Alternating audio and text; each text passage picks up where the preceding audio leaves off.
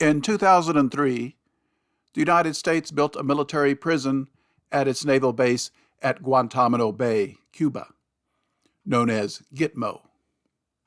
Prisoners captured from the American invasion of Afghanistan and elsewhere in the Middle East were flown there.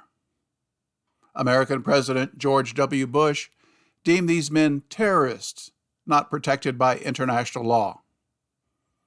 He authorized a secret torture program to extract information. Some American soldiers objected, so were abused too. American military personnel are taught the rules of the Geneva Conventions and told they must ignore illegal orders that violate these treaties, even if they come from temporary occupants of the White House, as General Douglas MacArthur once described them. In February 2003, the Geneva-based International Red Cross ruled that men captured in Bush's war on terror were prisoners of war, POWs, and entitled to the protections afforded by the Geneva Conventions. The Bush administration shocked the world community by openly defying the Geneva Conventions and insisting the POWs were detainees. This caused conflict as the courageous general in charge of security at Gitmo, Brigadier General Rick Baucus, insisted on obeying the Geneva Conventions by referring to his prisoners as POWs and telling his soldiers to treat them that way. He allowed the Red Cross to put up posters advising POWs they need only provide their name, rank, and number during questioning.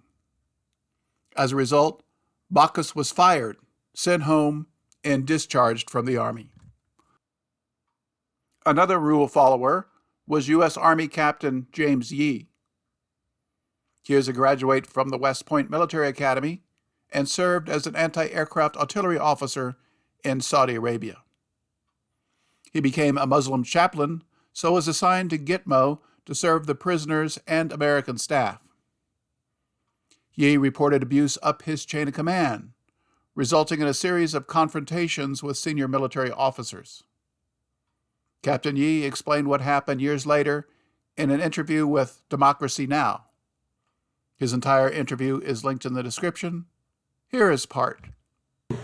But my other role as a chaplain was to prisoners, and in that role it was to ensure free exercise of worship and accommodation of religious practices for the prisoners there, and also fielding the complaints and concerns that prisoners had, and thereby providing them with a secondary channel of communication up the chain of command for those concerns and complaints. Then I was a chaplain to the many American Muslims who served on this joint task force, civilian and military. And by and large, most of these individuals were translators or interpreters, linguists.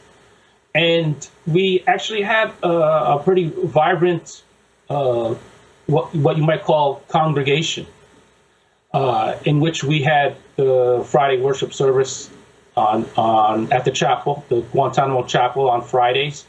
And that even raised suspicion amongst the command at Guantanamo, because we were all under surveillance. I recall seeing individuals who were associated with the FBI that were kind of monitoring our activities at the chapel. And I knew that these individuals were from the FBI because many of the translators worked for the intelligence operation and said, yeah, these guys who are hanging around the chapel are with the FBI. So that raised suspicion. So there was this widespread Islamophobia or somehow some kind of fear that we as American Muslims who were working for the Joint Task Force were somehow being seditious. And that's how I got targeted as the chaplain, because I was supposedly the ringleader. And after I was arrested, it also came to light that two other American Muslims who were down in Guantanamo working, one a civilian translator and one who was a U.S. Air Force translator, both Arabic linguists. They were also arrested during the time I was, and it was and the media frenzy that you spoke about or you mentioned earlier was that I was the ringleader of some type of spy ring in Guantanamo, working on behalf of who knows. And how long you were held and how you got out?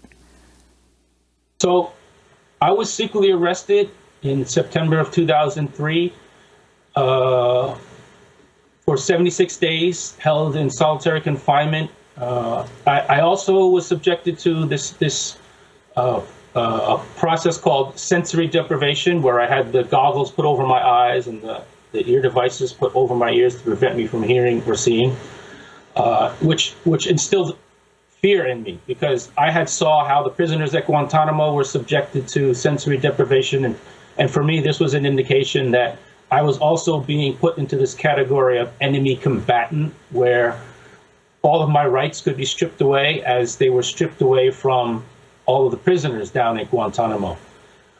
And because I was a U.S. citizen, they put me into what you might call the stateside Guantanamo, which was the consolidated naval brig, where President Bush was housing people he categorized as enemy combatants that were either U.S. citizens, and there were two, an individual named Jose Padilla and another named Yasser Hamdi, or an enemy combatant that had been taken into custody on U.S. soil, like Salah al-Mari, who was in the United States legally and was put also in this prison. And I was housed alongside these individuals. But long story short, all of the charges that were brought against me would eventually fade away. They eventually would, after having absolutely no evidence, even try to prosecute me on mishandling classified information, in which there was no evidence for that. And so the charges would be dropped. I was released, reinstated as a chaplain, sent back to Fort Lewis, Washington, after which, at the first opportunity, I resigned my commission. Air Force Senior Airman Ahmad al-Halabi was a translator at Gitmo, so saw the injustice and abuse firsthand. It seems he voiced concerns, and those in charge feared he would report war crimes. Al-Halabi was arrested, charged with spying, and faced life in prison. He was paraded in front of the press and confined for a year at Travis Air Force Base in California until he admitted to taking 2 unauthorized photos and failing to lock up a classified document. He pled guilty to a charge of conduct prejudicial to good order and discipline and was discharged from the Air Force. The senior intelligence officer at Gitmo, U.S. Army Colonel Jack Farr, crossed his superiors too. On November 29, 2003, he was charged with wrongfully transporting classified material without the proper security container on or around October 11, 2023, and lying to investigators. These criminal charges were released to the public, resulting in numerous news stories. Charges for such petty violations are extremely rare and indicate retribution for reasons that remain secret. Colonel Farr was allowed free pending a hearing and disappeared. I spent a couple hours searching the internet and found nothing about Farr.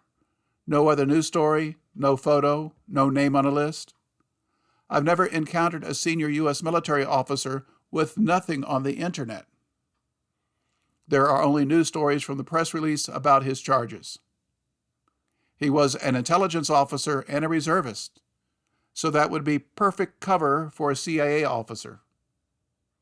The CIA was running an illegal torture program and would want one of their guys in charge. I'd guess Farr angered Army generals who charged him with something petty, so the CIA disappeared him and scrubbed him from the internet. Or maybe Jack Farr was his covert name. I invite anyone to search the internet for him, Colonel Jack Farr, F-A-R-R, and post anything they find, except for the identical news stories about his Gitmo charges. U.S. Army Staff Sergeant Joseph Hickman was on guard duty at Gitmo on June 9, 2006. He was Sergeant of the Guard, in charge of 3 other guards working outside the cell blocks. His team saw something common. A white van departed Alpha Block and left the Army-run prison toward a secret CIA interrogation cell block the guards referred to as Camp No, because officially it did not exist. Hours later, he saw the van go directly to the prison medical clinic rather than returning the prisoners to Alpha Block. The next day, his team was informed by Army officers that the 3 prisoners had committed suicide, and they were never to speak to anyone about what they saw that night, in order to sign an affidavit stating they saw nothing unusual. The Navy conducted an investigation about this unusual event, but Hickman nor his guards were interviewed. He was shocked to read the heavily redacted Navy report that was released 2 years later following a Freedom of Information request. The 3 dead men had been cleared for release, as no evidence was found that they were terrorists. They were to be freed soon and had told their families. At the CIA's secret Camp No, they were in non-adjoining cells, under video surveillance, and with frequent checks by Navy guards. The cells were free of anything that could be used for suicide. Somehow, each man obtained fabric to use as a rope. They each shoved rags down their throat, tied their hands and feet together, made a noose, hung it from the ceiling, and jumped up into the noose. All 3 did this at the same time, and the guards didn't notice until hours later. The admiral in charge of the base announced to the world that these men killed themselves because they were crazy terrorists who wanted to embarrass the United States. He said their suicides were successful because guards were lax.